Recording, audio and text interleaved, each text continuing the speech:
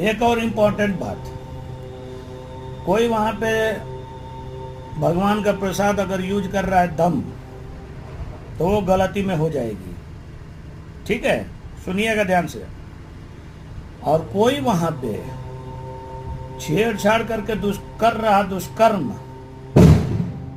अपने आप को ब्रह्मचर्य बता करके कर रहा दुष्कर्म, तो वो बाबा हो जाएंगे। आंख आप लोगों की फूट गई है क्या? ये आप लोगों को पता नहीं है कि ये अपने आप को मैं खराब कर रहा हूं और वो दूसरे को खराब कर रहा है।